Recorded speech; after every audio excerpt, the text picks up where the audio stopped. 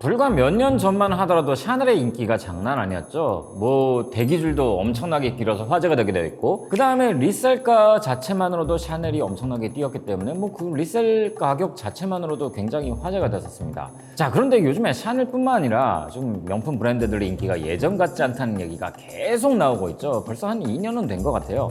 이제 그 마지막 보루였다던 샤넬까지 무너지고 있다는 이야기가 나오고 있거든요. 자, 그러다 보니까 어떤 분들은요, 아니 그게 무슨 명품이냐, 어차피 다 중국인들이 만드는 건데 그렇기 때문에 그냥 사치품으로 불러야 된다, 뭐 이런 얘기까지 나올 정도죠. 자, 그렇다면 명품 브랜드들의 위상은, 그리고 인기는 왜 이렇게 갑자기 추락을 하게 된 걸까요? 머니스토리의 김바비입니다.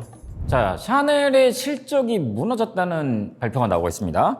자, 지난해 실적이 이제 매출은 4.3% 감소했고 영업이익은 무려 30%, 그리고 순이익도 28%나 감소했다고 하거든요. 연간 매출과 영업이익이 모두 무너진 건 20년 코로나 이후 처음이라고 해요. 특히나 아시아 시장으로 이제 좀 타격이 굉장히 컸다고 얘기하고 있죠. 대표적으로 뭐 중국이나 우리나라나 뭐 샤넬 되게 좋아하는 나라 중에 하나가 바로 우리나라였으니까요. 참 보면은 국내에서 샤넬의 인기는 어마어마했던 것 같아요. 왜 보면 샤테크라고 하는 단어가 예전에 많이들 나왔었잖아요. 뭐 샤넬백은 가지고 있으면 무조건 가격이 오르기 때문에 그걸 계속 사는 게 유리하다. 그것 때문에 언제나 샤넬은 국내에서 프리미엄이 붙었습니다. 해외에서보다 더 비싸게 프리미엄이 붙었어요. 그러다 보니까 샤넬 같은 경우는 국내에서 살려면은 대기줄도 어마어마하게, 순번표 뽑고 대기줄도 어마어마하게 뭐 오픈런도 해야 되고, 그런데 해외 나가서는 뭐 그냥 번호표 뽑고 그냥 편하게 쇼핑한 경우도 많아가지고 해외 나가서 샤넬을 구매한다는 사람들도 되게 많았어요. 참 한때 샤테크 얘기까지 나왔지만은 이제는 국내에서도 인기가 점점 떨어지고 있는 겁니다. 근데 사실 그럴 수밖에 없는 게, 최근 5년 동안의 명품 브랜드의 가격 인상률을 보면은 가장 높은 상승률을 기록했던 게 샤넬이에요. 물론 그건 샤넬을 사람들이 많이 선호해서 그런 것도 있죠. 그만큼 샤넬이 다른 브랜드들에 비해서 가격을 훨씬 더 많이 올렸다는 것도 됩니다. 근데 예전에는 이게 다 통했어요. 생각해보세요. 샤넬이 가격을 올리잖아요. 그러면은 샤넬백을 보유하고 있는 사람이나 샤넬백을 가지고 뭐 투자 목적으로 이제 사신 분들이 이거 봐라, 가격 오르잖아, 그럼 미리 사는 게 더 낫지. 가격이 오르니까 당연히 리셀가도 더 오르겠죠. 그럼 또 사람들이 더 많이 또 이제 사러 몰려들어가요. 그럼 또 다시 이제 가격도 올리게 되고 리셀가도 또 오르게 되고, 이런 식으로 서로 상승작용이 발생했던 거죠. 그것 때문에 샤넬 가격이 굉장히 더 많이 올랐던 것도 있는 것 같아요. 자, 그런데 뭐 흔히들 얘기합니다. 뭐 명품은 가격을 올리면 사람들이 다 좋아하기 때문에 다 살 거라고. 근데 꼭 그렇지만도 않아요. 사람들이 가격이 일정 수준 이상 오르게 되면요, 그 가치를 판단하게 돼 있어요. 만약 가격만 올렸는데 가치적으로 뭐 변한 게 없다? 그럼 사람들이 본전 생각이 난단 말이에요. 아니 가격은 이렇게 올렸는데 그럼 바뀐 게 없는데 그럼 내가 이걸 왜 사? 이전까지는 그나마 그래도 샤넬이 되게 다른 명품 브랜드들에 비해서 브랜드 가치가 높은 편이기 때문에, 사실 뭐 에루샤라고 하잖아요. 뭐 에르메스, 루이비통, 샤넬 이런데 이 3대장 중에 하나고, 그만큼 굉장히 높은 평가를 받으니까 이때까지만 하더라도 사람들이 그냥 어느 정도 봐주던 게 있었어요. 근데 지금은 아니란 거죠. 아시다시피 이미 이제 2년 전부터 해가지고 경기는 하강 국면에 접어들었고, 지금 이제 불황이라는 얘기 나오고 있습니다. 사람들의 지금 소비 심리가 굉장히 얼어붙었어요. 뭐 하다못해 사람들이 뭐 커피 소비까지 줄이고 있는 와중인데, 당연히 그렇게 소비가 줄면은 예전에 비해서 상품을 보는 것도 가격을 같은 가격이라도 다르게 판단할 수밖에 없는 거거든요. 특히나 대부분의 명품 브랜드, 소위 말하는 레더 쪽이 주력인 브랜드 중에서 에르메스를 제외하고는 전부 다 공통점이 있습니다. 샤넬도 그렇고요, LVMH 그룹 브랜드들도 그렇고요, 구찌를 보유하고 있는 캐린 그룹도 그렇고요, 다 공통적으로요, 우리가 명품 하면 뭔가 되게 상류층 뭐 이런 계급들이 이제 향유하고 누리는 아이템일 거라 생각하지만은, 실제로 이 명품 제조 회사들이, 다시 말하지만 에르메스를 제외한 명품 회사들이 타겟팅한 건 선진국의 중산층이에요. 그렇습니다. 루이비통도 그렇고요, 샤넬백도 그렇고요, 비싸긴 해요. 비싸긴 한데 선진국의 중산층들이 돈을 모아서 사자면 못 살 거는 없는 가격대거든요. 현재 우리나라에서 중위임금이 300만 원대잖아요. 30대 중위임금이 40대만 하더라도 뭐 이제 한 400만 원 정도 왔다 갔다 하는데, 그 정도면 좀 아끼면은 내가 그래도 살 수는 있는 가격이란 말이에요. 특히나 자산시장이 호황일 때, 경기가 호황일 때는 더더욱더 사람들이 이제 여유가 있으니까, 특히나 뭐 빚까지 땡겨가지고 투자하면 하고 투자 수익률 좋으니까 그것 때문에 사람들이 막 살 수가 있었어요.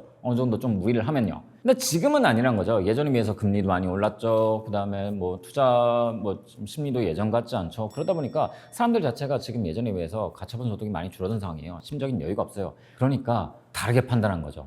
예전에 모든 게 오를 때는 괜찮았어요. 근데 지금은 그렇지 않다는 거죠. 사실 뭐 그렇습니다. 주요 명품 브랜드들이 다 주장하는 바로는 자기네 브랜드 제품은 장인이 만들어서 그만큼의 가치가 있다고 얘기를 하고 있죠. 근데 실제로는 어떤가요? 최근에 뭐 이런 뉴스나 리포트나 최근 10년 사이에 뭐 수많은 이제 뉴스들에 의해서 많이 드러난 바에 의하면은 디올백 같은 경우는 이제 원가가 8만 원이더라더라. 사실 유럽의 장인이 만든 게 아니라 거기 현지에 불법 체류하고 있는 중국인들이 만든다는 거라더라. 그리고 그런 명품 브랜드의 공장은 사실 전 세계 어디나 있군요. 중국에도 있고 방글라데시에도 있고 뭐 인건비 싼 데는 다 있습니다. 그럼 그 사람들이 진짜 장인인가? 물론 명품 브랜드 만드는 거랑 똑같은 기술력으로 똑같이 만들 수 있어요. 근데 사람들이 생각하는 명품 장인은 유럽 현지, 뭐 밀라노에, 파리에 막 그런 사람들이 수제로 만드는 거 그런 걸 생각하잖아요. 근데 그런 사람들이 방글라데시의 장인, 중국의 장인 이렇게 생각하니까 확 와닿지 않는 거죠. 명품의 가치는 로고에서 나온다라는 말이 있어요. 그래서 실제 제품이 중요한 게 아니고 이건 명품이니까 그만큼 좋은 물건이야 라고 얘기했는데 거기서 브랜드 빼버리면은 아무런 가치 없다는 얘기도 많이 나와요.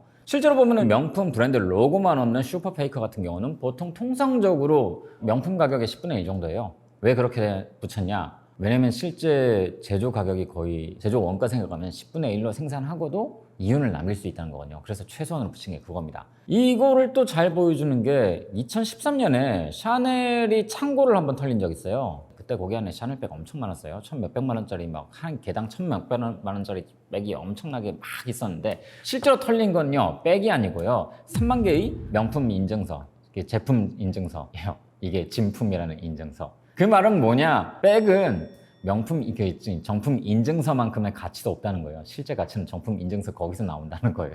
이게 얼마나 명품 사람이 어떻게 들어간지를 잘 보여주는 예시라고 할 수 있죠. 자, 아무튼 그렇게 사줄 사람이 없으니까 중산층이 예전만큼 명품을 사주지 못하니까 명품에 대한 사람들이 예전 같지 않아진 거죠. 뭐 당근 보면 그렇게 브랜드들 나오고 있어요. 예전만큼 사람들 기다리지 않고 보면은 한때 뭐 자산시장 잘 나갈 때는 라이카 같은 것들도 이제 뭐 사람들이 엄청 많이 사고 했는데 지금 보시면은 그런 중고샵이나 당근 같은 데 보면 라이카 매물들도 꽤 나오고 있어요. 똑같은 현상이라 할 수 있죠. 왜냐면은 예전에 무리하게 샀었어요. 샤테크 뭐 이러면서. 근데 그것도 사줄 사람이 있을 때나 테크가 되는 거지 사줄 사람이 없으면은 그게 유지가 되지 않거든요. 게다가 명품에 대한 인식도 사람들이 조금씩 바뀌기 시작했고요. 그래서 이제 사실상 명품 시장이라는 게 그렇습니다. 애초에 명품 시장이 온전하게 유지가 되려면요, 불황에도 유지가 되려면요, 언제나 명품 시장의 구매 타겟을 상류층으로 해야 돼요. 부유층으로 해야 돼요. 진짜 부유층이요. 왜냐면은 부유층은 경기 불황에도 거의 타격을 입지 않거든요. 소비가 그렇게 크게 줄어들지 않아요. 하지만 중산층은 경기 불황에 영향을 받습니다. 당연히 경기 불황에 영향을 받고 자산시장 흔들게 되니까 구매력이 떨어지게 되는 거고 딴 데서 소비를 줄이니까 당연히 명품 소비도 줄이게 된 거예요. 그래서 한동안은 명품 시장이 계속 흔들릴 수밖에 없을 것 같습니다. 실제로 지금 LVMH 같은 경우는 그 많은 브랜드들을 거느리고 지금 현재 에르메스의 시가총액을 추월당했죠. 우리가 명품이라고 사고 있었던 건 사실 명품 브랜드, 사치품이라고 하기는 너무나 빈곤한 사실은 중산층을 타겟으로 한 상품이었다는 겁니다. 이게 지금 현재 명품 시장에서 드러나는 현실인 거고요. 그래서 한동안은 그 명품 시장의 불황이 계속될 것 같습니다. 뭐 지금 현재 경제 사정이 나아지지 않으면 뭐 구매력이 회복이 안 되니까요.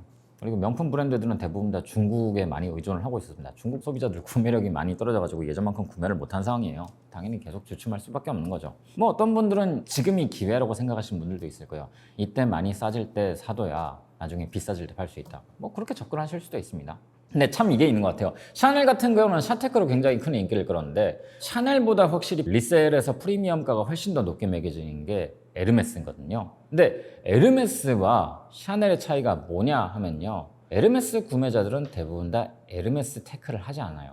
에르메스는 진짜 부유층들이만 살 수 있는 거예요. 왜냐면 구매 이력이 살 수 있고 그것도 구매 이력이 많이 쌓여야만 리스트에 올릴 수 있으니까. 근데 그렇게 샀더라도 팔잖아요. 그냥 그 사람들은 돈이 많기 때문에 그걸 굳이 팔아가지고 몇 푼 벌겠다고 굳이 팔지 않는다는 거예요. 그냥 수집하는 거예요. 그냥 집에다 놔둬요. 그걸 왜 팝니까? 그건 내가 모으려고 수집하려고 산 건데. 두 브랜드의 차이가 바로 여기서 나온다는 거죠. 그래서 에루샬은 붙이긴 하지만은 사실 샤넬, 루이비통과 에르메스는 격차가 매우 크다. 그 격차가 매우 크다는 걸 보여준 게 지금의 현상인 거죠. 그렇기 때문에 대중적으로 접근할 수 있는 지금 명품 시장, 사치제 시장, 저는 그냥 럭셔리라고 표현을 하는데 럭셔리 시장은 당분간 불황을 겪을 수밖에 없다. 라고 볼 수밖에 없는 거죠. 자, 오늘 이렇게 무너진 이제 럭셔리 시장에서 다뤄봤는데요. 뭐 늘 그렇듯이 역사가 증명하듯이 다시 호황기가 오면은 이 럭셔리 시장도 다시 부활할 겁니다. 근데 그 이전까지는 당분간은 부침을 겪을 수밖에 없다는 거죠. 혹시나 이 주제에 대해서 더 재미있는 이야기가 있으시다면 댓글로 달아주시고요. 저는 다음에 또 다른 재미있는 이슈로 찾아뵙도록 하겠습니다. 안녕히 계세요.